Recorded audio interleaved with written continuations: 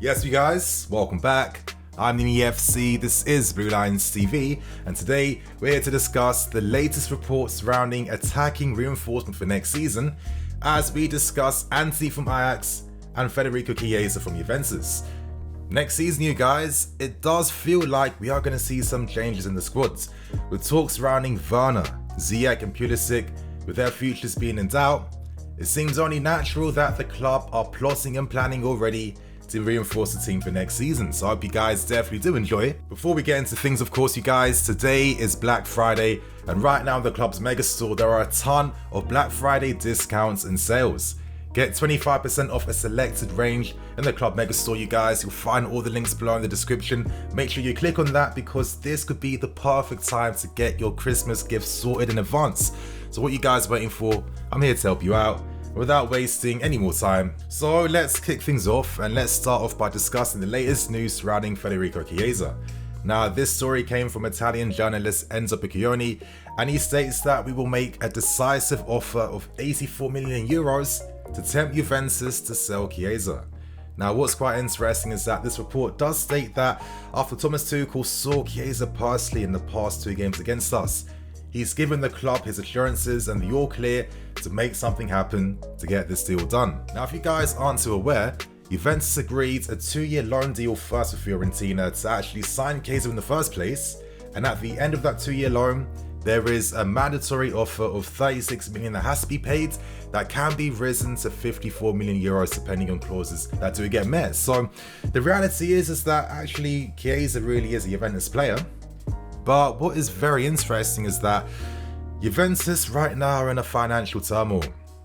Currently, they were forced to sell Cristiano Ronaldo because they could not afford his wages anymore. And of course, they've suffered heavy losses during the pandemic as well. So this could be the perfect opportunity to tempt Juventus to sell one of their prized assets at this point in time. Chiesa has committed his future to Juventus. Of course, he wants to remain in Italy. However, after we absolutely dismantled Juventus just last week 4-0, after seeing the reports coming out from Chesney where he himself admitted the golfing class between us and Juventus, Chiesa's at the perfect age and time where if he wants to maximize his career, we are the perfect club to come to. So right now, you guys, I'm going to end this report by giving my player analysis on Chiesa by discussing what exactly he could bring to us if we did sign him, and why exactly the club would be looking to sign this guy in the first place to begin with. So let's not waste no more time. Why Chiesa, you ask? Well, Chiesa is extremely tactically flexible.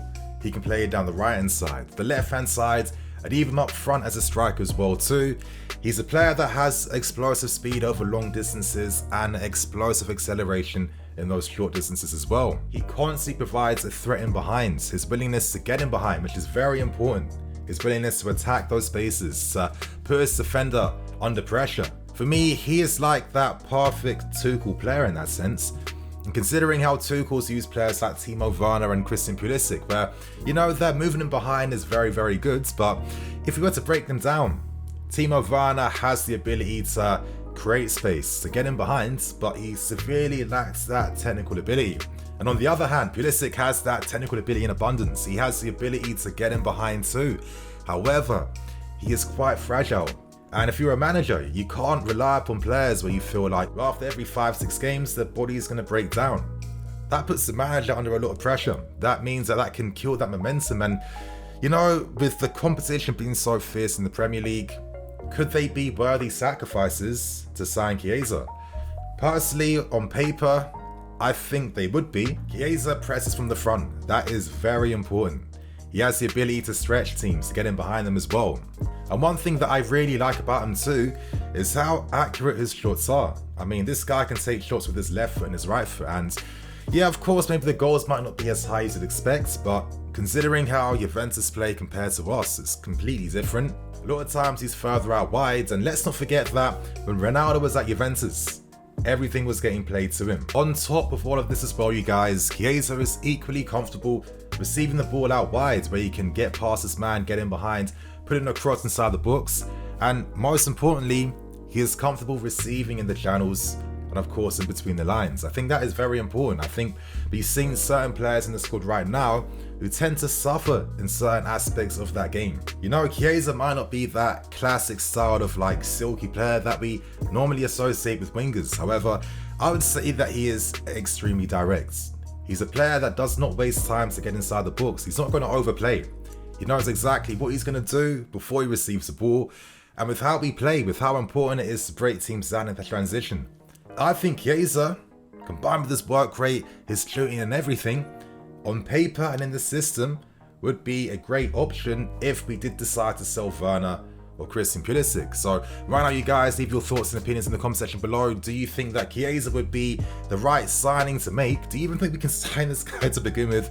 Let us know below, you guys. And right now, we end things with the final big story, and let's discuss the latest reports surrounding Antony from Ajax. As I've stressed, and I think as we all know, it does seem like we are going to see some offensive reshuffles for next season. And one player on the club's radar currently is Antony. Now, right now, Chelsea scouts have been monitoring over the past few games with strong interest, and of course, they absolutely love the player.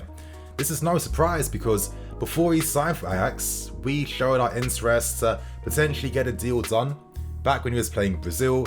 That didn't happen, that fell through, and currently, since Antony made the move to Ajax, he's shown to be one of the best young attacking players in Europe, in my personal opinion. I'm sure you guys have seen his recent game against Dortmund where he just absolutely tore them apart down that right hand side.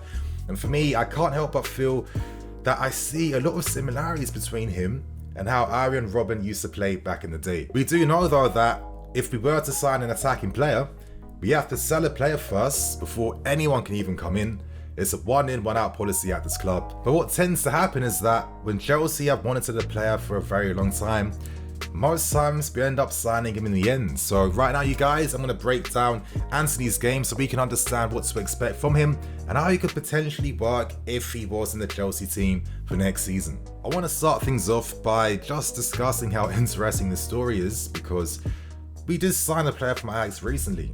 His name is Hakim Ziyech, and at this point in time, he has had middling success since he signed for us. Of course, we can't forget the injuries have played a massive key part in just disrupting his entire momentum when it comes to, finding his form, having confidence in his body when it comes to playing in the Premier League. Could you argue that Antony's influence has been greater than Ziyech's at Ajax? Personally, I'd say no. I think that Ziyech was Mr. Ajax back in the day, but Antony, of course, is in that same class and bracket, and for me, he'll grow from strength to strength as the seasons go on.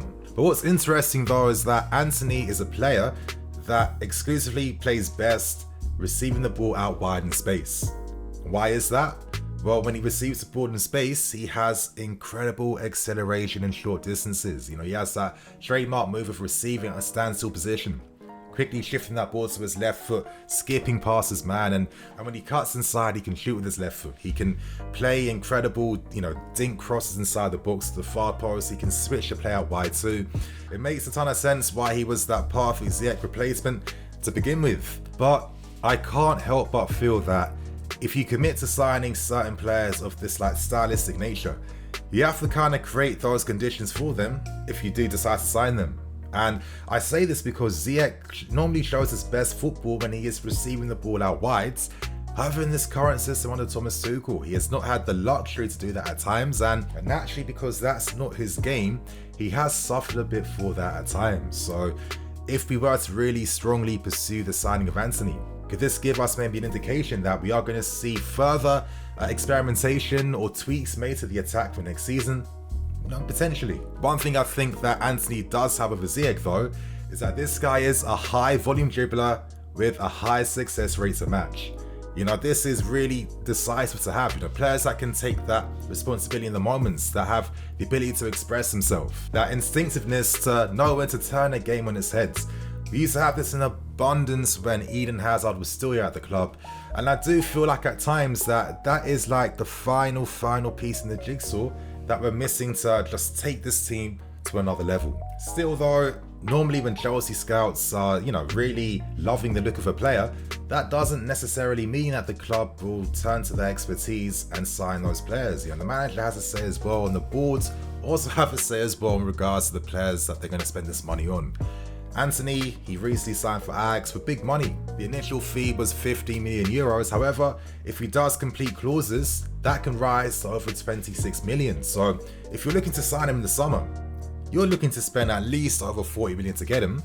And I think on top of this too, just for the fans to accept, players like him, they perform their best in high volumes. You know, they're risk takers. That's why you pay the big money for them. That's what separates them from other players, you know, close to them as well too.